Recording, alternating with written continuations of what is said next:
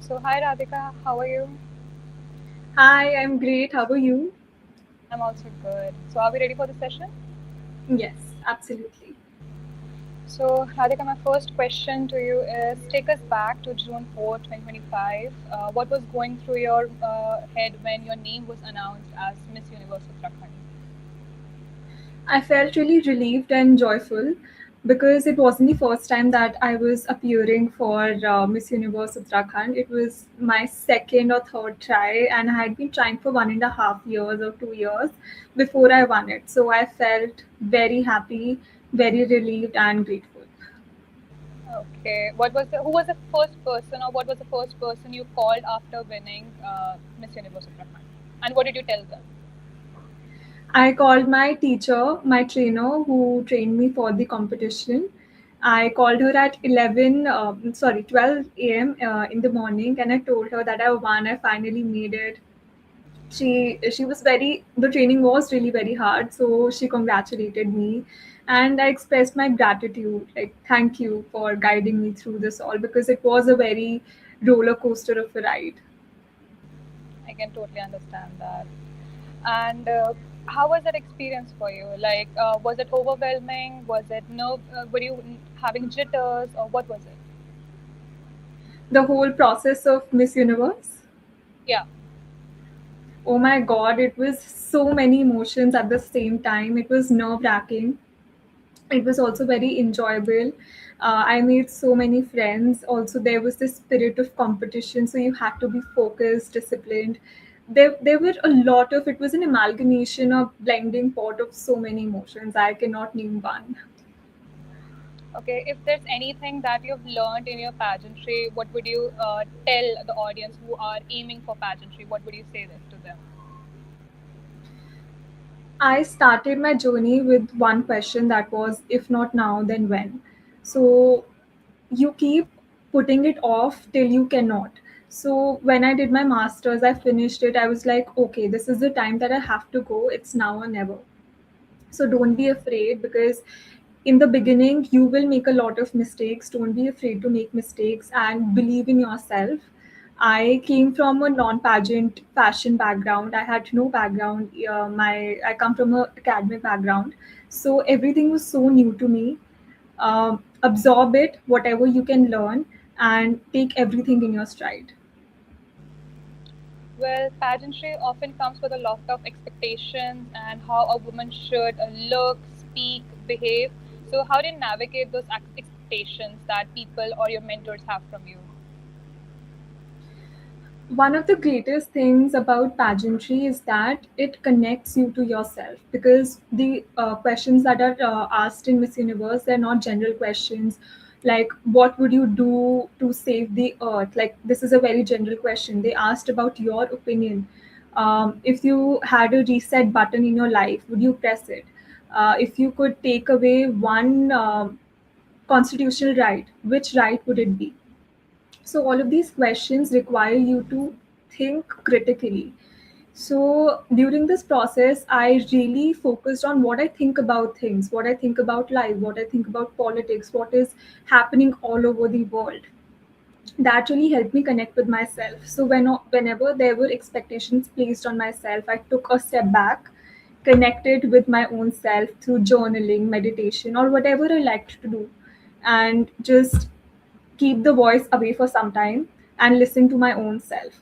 I think this practice really helped me navigate because, of course, there are a lot of expectations placed on you. You are representing your state, and people look up to you. You are seen by so many people. So just take a step back from time to time, collect yourself, and then go back. You said a very amazing thing, which was talking. You spoke about journaling, and meditation, and all that. So, what role does has this played in your life when it comes to mental health and your physical well-being? I also am a national level athlete. I have been doing skating and pistol shooting since I was 8 or 9 years old. So I learned the value of sports and keeping fit very early on. even now I feel that it is important because whenever you are stressed, I think when you go to the gym or just go for a run, your endorphins and dopamine is released, and that really helps you get out of that anxious and stressful zone. So it really helps me to just put myself back together whenever I'm feeling stressed. Secondly, I feel that all of these physical activities, like taking care of your mental health, it also has a physical notion to it, that if you're feeling good in your body, you are more confident. So it is all attached to one another. That's a great wisdom for all of us, I would say. Do you think pageants today empower women, or they still carry some outdated expectations? I would say yes and no, because yes, because I was a very camera shy person. I didn't really talk, and public speaking, all of these things were really new to me at the time. So pageantry really helped me come out of my shell, speak my mind. But I would also say no, because it is a beauty pageant, and a lot of emphasis is placed on how you look. If you, no matter how the things are, there is a lot of emphasis placed. So um, I just don't want girls to feel like all of their worth and capabilities are focused just on that beauty aspect, because someone who has been in the fashion industry and has been through the system, I feel that pageantry will help you evolve as a confident person if you take on that journey. If you focus and just work on your skills, be it communication, how you present yourself, how you change your mindset. So my answer would be yes and no. Well, okay, if you had to choose one thing, like beauty or brain, like, do you think what's more important for a girl who's aspiring for pageantry? Like, if she has a natural talent, what should she choose, her looks or her brain? If she's going for pageantry, Yeah. I feel girls can have both. Why do we have to choose? It's like But saying that a beautiful girl cannot have brains, or someone who's intelligent cannot be beautiful, true. right? But yeah, I mean, it's like it was just like a way of understanding a girl who's underconfident about pageantry. What should be her go-to thing, the thing that she should work on first? I think this journey is going to challenge you a lot in terms of how you see yourself. It is very important to be very grounded in who you are and what your beliefs are, because they're going to be challenged all the time. It's not about, it may seem like it's about how you look, but how you feel about yourself is what truly matters. Nobody, there are so many opinions, comparisons that happen.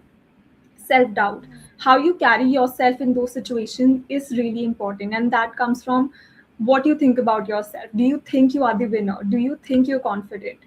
So working on these skills, which are not really seen but form the base and foundation of everything, is really important. Understandable. Thank you so much for that answer, Radhika. Was there ever a moment during a preparation when you doubted yourself? There were so many moments. As I said, it was a roller coaster ride. It was full of them, but there are highs, there are lows, so yes. You also said that you were an athlete. So, what shifted that interest from an athlete to pageantry? I had this dream of going for Miss Universe since I was a child. My mom used to tell me stories about Shushmita Sen and Aishwarya Rai, and I was really intrigued by all of that. Sports came into my life because I was a very sporty person since the very beginning. It's just part of my identity now. But this shift was actually very difficult because I was 10 shades darker because I was always in the sun. I owned a lot of athletic clothes and I didn't have any dresses. And in pageantry, you have to wear heels all the time, dresses, apply makeup. So I didn't know any of that. But there are certain things that I carried from sports, that was discipline, consistency, and the belief that if you work hard, you will achieve it. Everything else can be learned: makeup, walking in heels, how to present yourself, everything. But these things cannot be. So this is something I carried. So the times when you doubted yourself, so what helped you push through that self-doubt? I think this journey really helped me believe in faith over fear. So there is this story from Sundarkand, Ramcharitmanas, where Hanumanji is crossing the ocean, and Sursa, she's not letting him. She's growing bigger in size to swallow him whole. And Hanumanji, instead of fighting her, he grows twice in size than her. So I feel that there is a symbolism there that whenever you are faced with a problem, do not fight the problem, see how you can grow into a better person. For example, there is so much competition nowadays, and coming to AI, like AI is taking away jobs, as people say. But I feel that AI will not take away jobs, it will take away, it will, people who know AI will take away jobs. So your responsibility is to learn skills. So whenever you're faced with a problem, be it self-doubt, enrich your mind with more knowledge, improve your skills. That is the way. So whenever I was faced with self-doubt, I just reminded myself like I'm learning so much, and I'm evolving, I am confident, and I constantly challenge myself to grow. So when you grow, your problems seem small. So I think you also mentioned that when you were playing sports, you felt that you were 10 shades darker. Although color has nothing to do with beauty, but like we're Indian society and we do perceive it that way. So how did that shape you? Your opinions on that and your confidence, how did it reflect? When I say I was 10 shades darker, I meant like it wasn't my natural color. I mean, I would never promote skin whitening creams or anything like that, but it wasn't my natural color. I think in India we have a lot of ranges of skin tones. That's what makes us. That is one of the things that makes us so beautiful, because we aren't the same. We're all different and we're all beautiful. And even if I talk about modeling, there are so many girls who are of different skin tones and they do so well, because this industry doesn't think that way.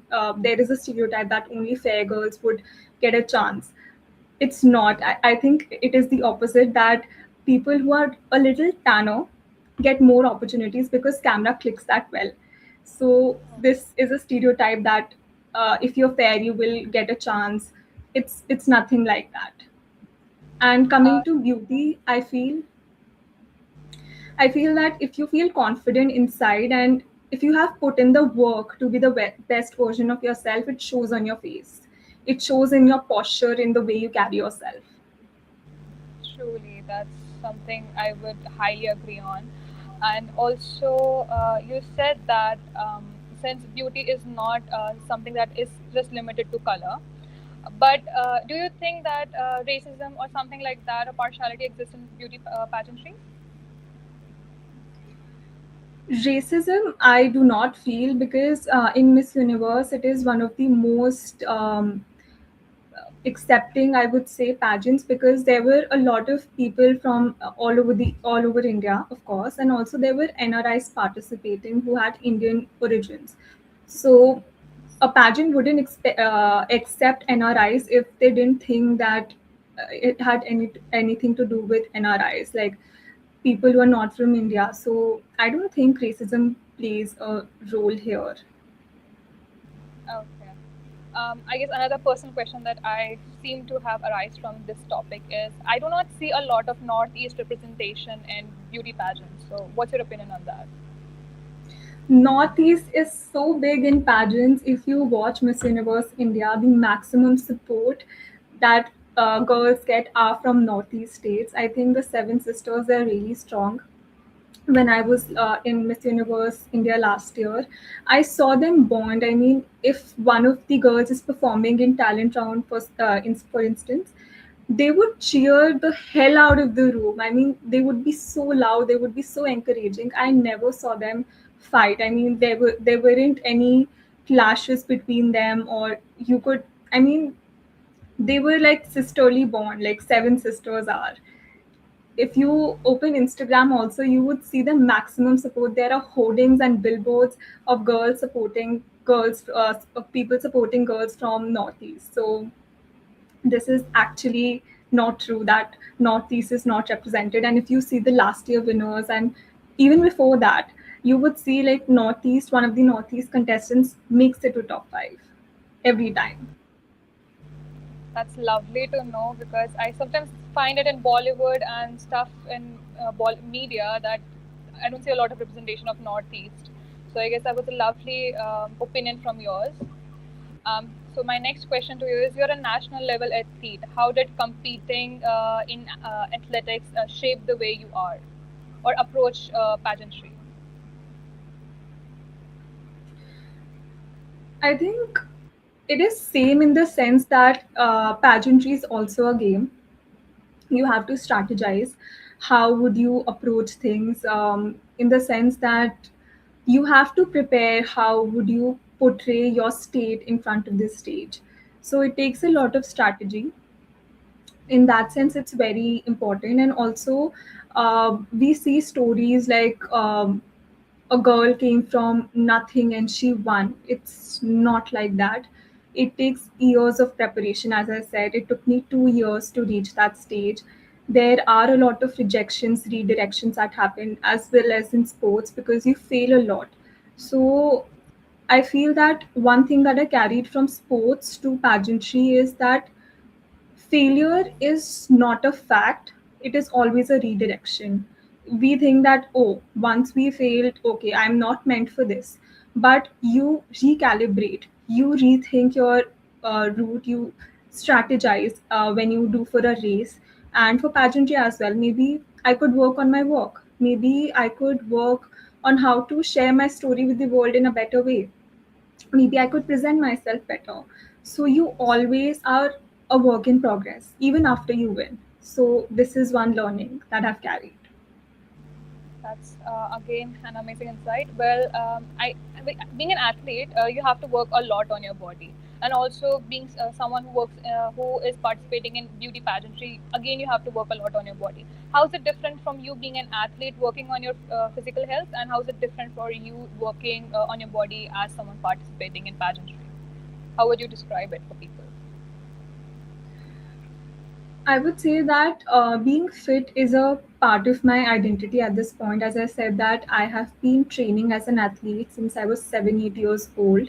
And I used to cycle around 14, 15 kilometers a day or skate around 10 kilometers a day. So that stamina was always there. For pageantry, I did focus on toning my body in a certain way, because there are competitions that require you to look that way.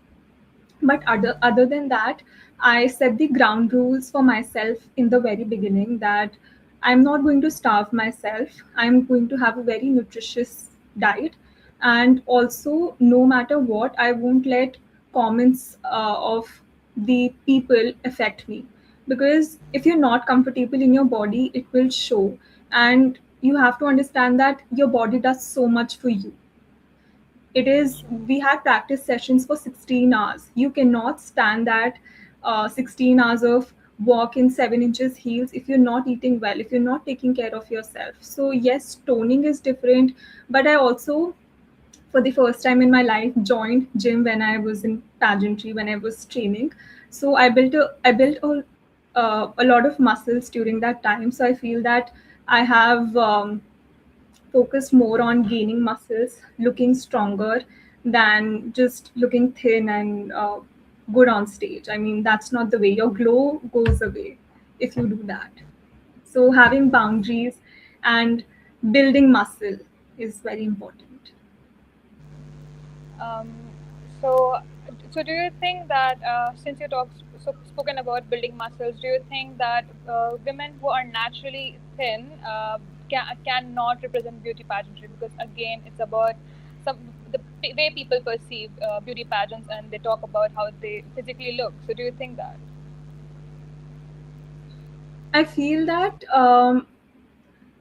90% of the girls are lean in that way, but when I went for Miss Universe and even the international, if you see, there are girls from all sizes. It's not just lean and very thin girls that win. That's not the case when it comes to Miss Universe India, at least. So, of course, I don't think like being too thin is the criteria, because as I said that you are there for a month, and if you're not eating well, your body will show. Body will show. I mean, there are 16 hours long practice hours on in heels on the stage. You cannot do that if you're starving yourself or you're not taking care of your body. That is really not possible. So I'll share an anecdote. um, 5 days before Miss Universe India finale, my the other contestants and we sat in the room and we had Maggie together, because we realized that it has been 25 days in the journey, and maybe we will not meet again, or maybe we will, but we wanted to enjoy. So there was a lot of pressure, but we still enjoyed. It's not like all the fashion girls starve themselves. We are very disciplined. As I said that I go to the gym at least 5 times a week to train my muscles. So if you are training that much and you're not eating, you will not be able to train. So I think it's about finding the right balance. And through questions like these, I feel that girls who want to come into modeling and pageantry, they will get an idea that no, you don't have to be so strict with yourself. You can live and eat and enjoy yourself. Of course. So my next question to you is: what did sports teach you about failure that pageantry couldn't? Sports, I'd have to think. That's a really interesting question. I think in pageantry, there can be times when you question, why didn't I win? Why did the other girl win? What did she do right that I didn't? But in sports, when you fail, you focus on your techniques. What did I do wrong? Where was I lacking? What can I do better? So adopting this mindset when it comes to pageantry, that it's not that the other girl was better. It's that maybe I am not the best that day. Or maybe it's her day. Luck plays a lot of role. So you have to keep that in mind. It's 50% your preparation and 50% luck as well. So just focusing on what you can do better, how can you present yourself better, is what's important. And at the same time, not placing your entire worth on winning a competition is very important. I remember there were girls from all kinds of backgrounds. Some were professional dancers, some worked at Google, some were aerospace engineers. They were a different cohort altogether. And when you're meeting people with so many different backgrounds, you cannot, compare them. It's like comparing an apple to an orange. Everyone has their own story, and it's just about whose day it is.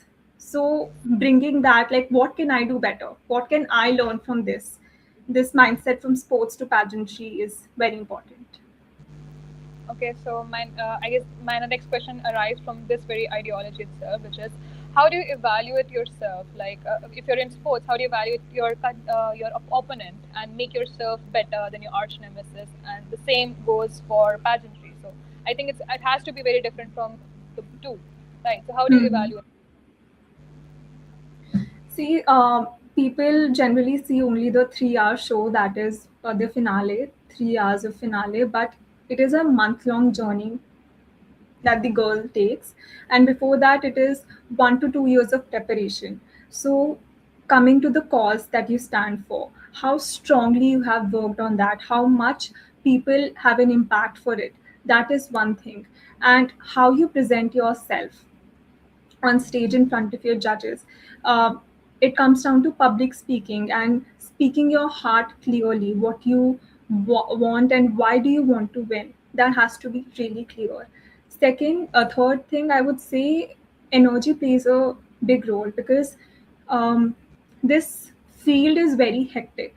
There were shoots happening at 2 a.m., going on till 5, 6, 7 in the morning, and then you have another shoot at 11 a.m. So you do not get time to, adjust and sleep sometimes.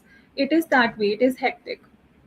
So they are testing your stamina and your how agile you are. I mean, how well you work under pressure. So keeping your energy and positivity intact. Beauty is just 1% of a pageant. It's about how you carry yourself is what matters. So when the judges see the whole journey, how the girl is carrying herself, how much work she has done, how much impact she is creating, how well she is able to connect with the audience, that is very important. And will she be able to represent India, not just herself, but the country, is what they evaluate. So beauty is just, I would say, 1% of the whole thing. They see the whole package, the whole combination, and it has nothing to do with beauty. It's about confidence and your energy. Truly. So athletes are trained to focus on performance and which involves appearance, like physical appearance, like with your body and the fitness that you have. So, and how does pageantry affected your communication in regards to and your personality in regards to the shift that you had from being an athlete to a beauty pageant contestant? I feel that it's a complete 180 because I was very shy, underconfident. I didn't speak much, and I was introvert. I didn't have a lot of friends growing up, and even if I did, I was in a shell. But when I came into pageantry, I had to let go all of that because if you are becoming a spokesperson for a larger audience, you have to have that public speaking power to communicate the ideas of not just yourself but where you come from, sharing your stories and the stories of others. So public speaking was something that I had to work on. Secondly, I had to also change my mindset from scarcity to, I would say, abundance, in the way that there were, in the beginning especially, I faced a lot of doubts within myself. Maybe I'm not cut for this, maybe I'm dreaming too big, and I was scared, like, am I being too ambitious? Because as I said, I didn't have any fashion background. None of my family members ever ventured into this field. So all of these doubts did come. But I was like, if not now, then when? So in masters, I had won a scholarship, and for the academic performance, it was 30,000 rupees. And I started my training with that money because I didn't want to ask my family. So I started my training with that, and I was like, if I mean, if I'm investing this amount of money, that means I'm serious. So I held myself accountable. Let me just train. Let's see how it goes. And with God's grace, it did. And I always had family support. It wasn't a problem. So yes, it's just Good. how it went. You, we're really proud of you, Radhika, for this. And Thank you. also, so which transition was difficult for you, from being an athlete or being a beauty pageant contestant? I didn't get your question. I asked which transition was very difficult for you, like being an athlete or being a beauty pageant contestant, from being a normal individual to moving into either of these categories. I think entering the fashion world was definitely intimidating. I think sports wasn't that because I had been doing it since as far as I can remember. But this was something new. So, yes, entering the fashion world was daunting. Which lesson did your athletic career bring to you that you carry in every single room that you enter, and it sets you apart from everyone in the room itself?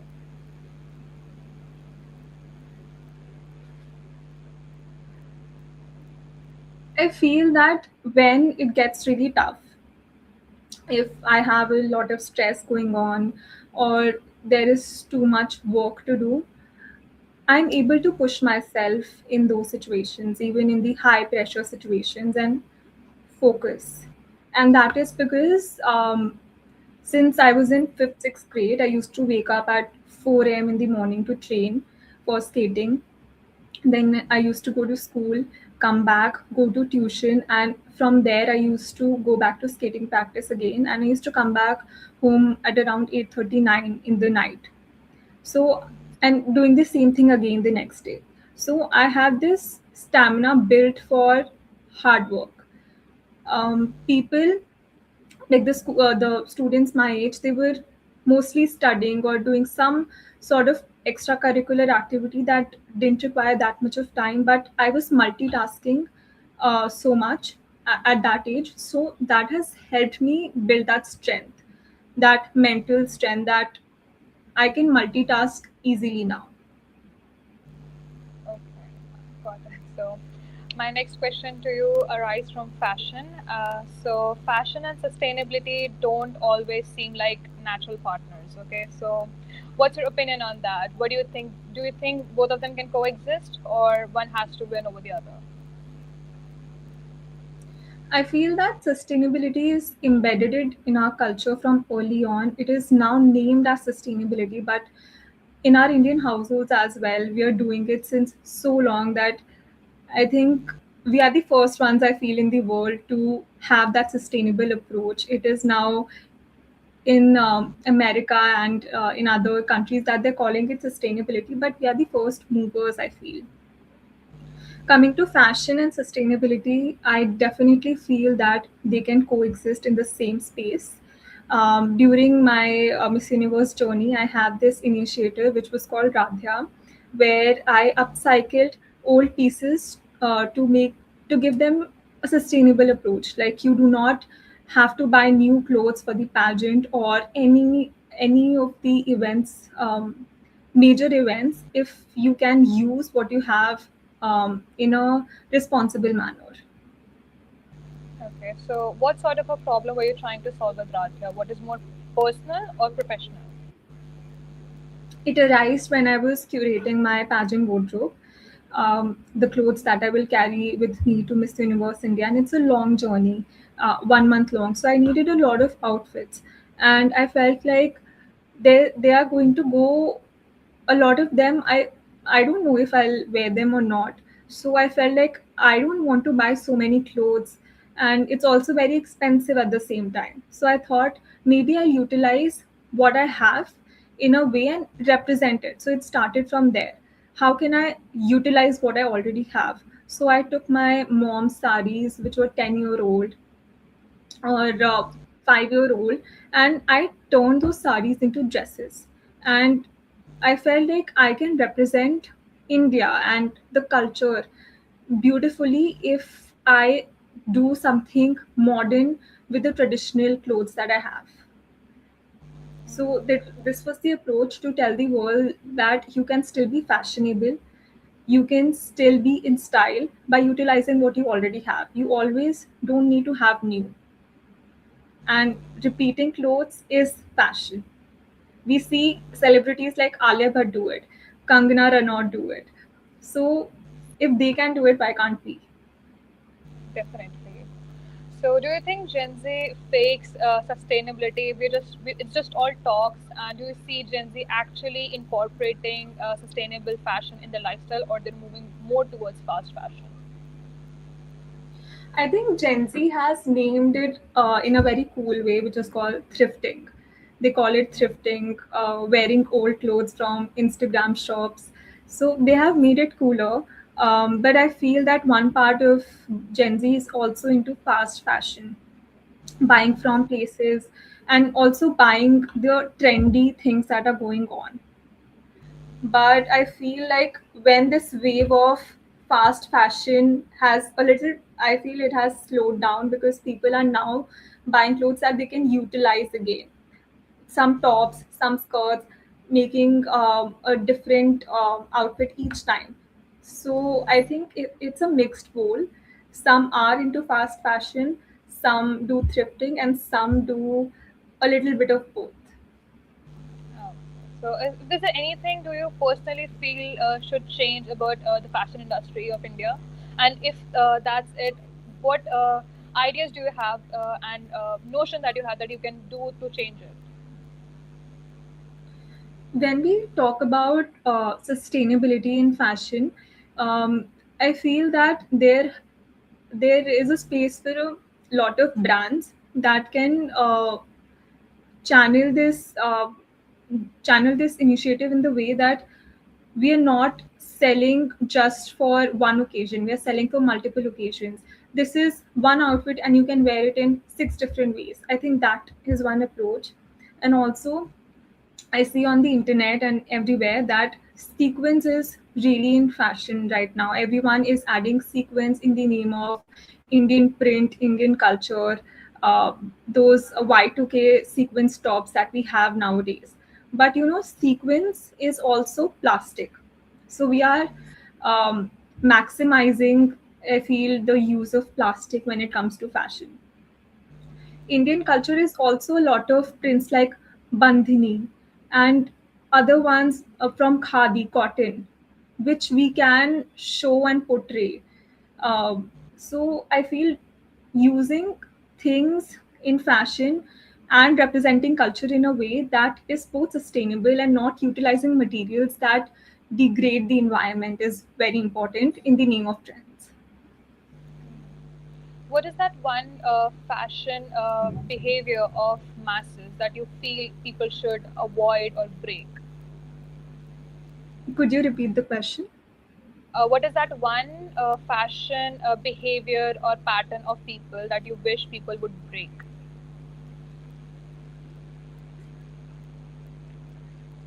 I wish people wouldn't buy just because of trends.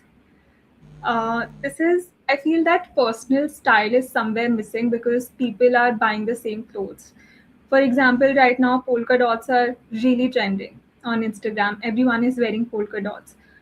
What if 2 weeks from now, no one is wearing polka dots? What will you do with the clothes that you bought?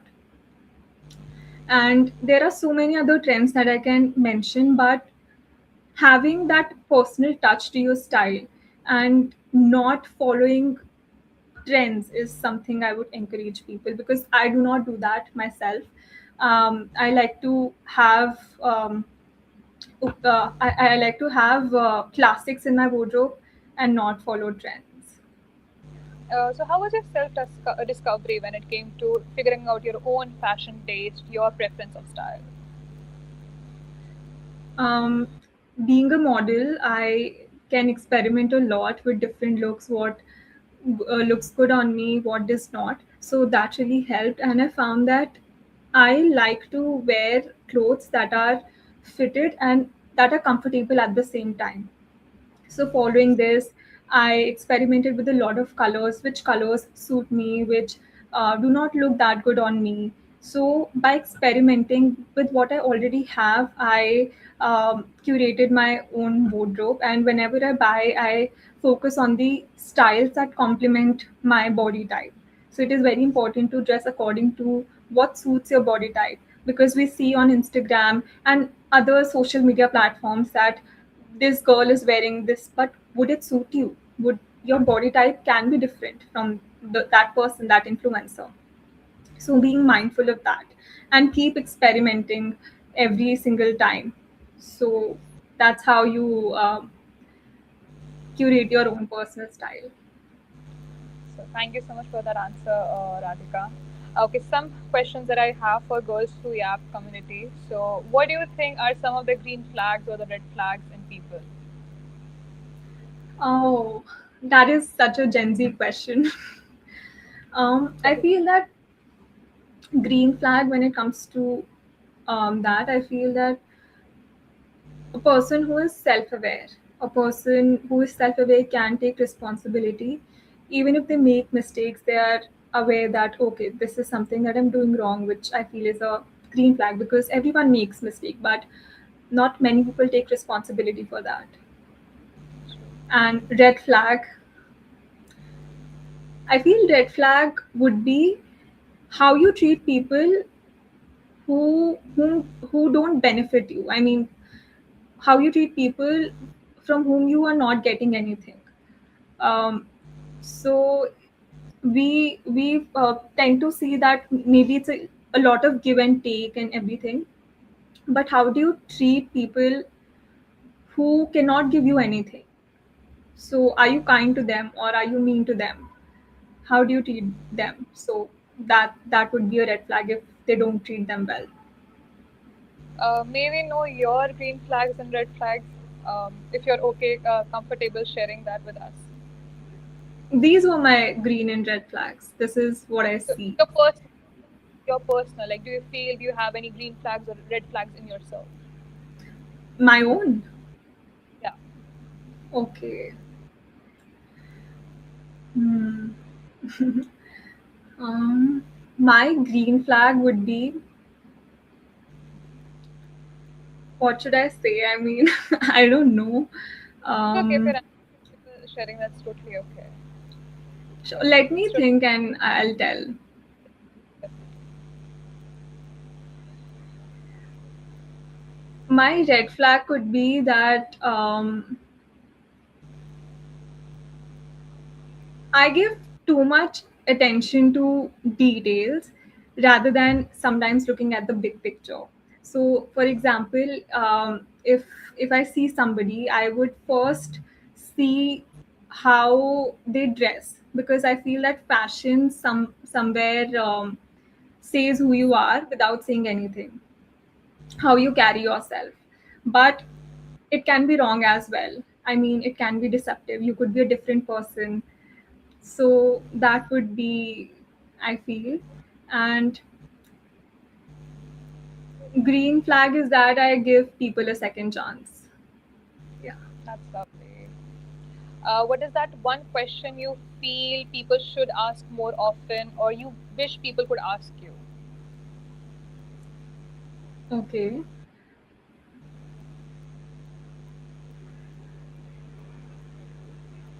How would you tell what you do? Because um, when people ask me what I do, I am actually looking for answers because one part is Miss Universe Uttarakhand, second is content creator.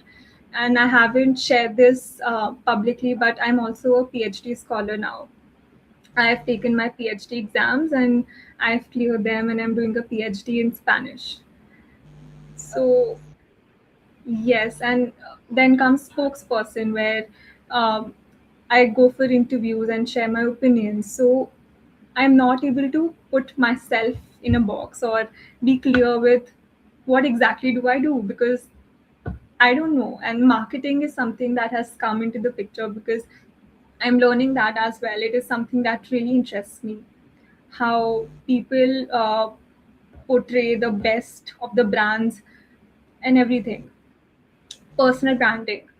So this is something I wish people would ask me more. Like, what are you beyond just Miss Universe Uttarakhand? so my last question to you is, what's that one question you are tired of answering as a beauty pageant winner? I would say people ask me what does beauty mean in pageantry. I mean, a lot of people have asked me that, and I am I'm tired of answering this that it is so much beyond. As I said, that beauty is just 1%. It's your whole energy, your whole personality, how you carry yourself, how you speak, how you make other people feel is what's important. There's so much that goes behind the scenes that people don't even see. So this is one question. So thank you so much, Radhika. I guess I should wrap up this lovely podcast with you right now. It was Thank you so lovely having much. you with us. Thank you so much for all the answers, and it was a great experience having this conversation with you. Same here. Some of the questions really just I had to really stop and think what should I answer because they were so different and unique than what I'm used to. So thank you so much. Thank you so much for being with us, Radhika. Have a lovely day. You too. Thank you. Bye. Bye bye.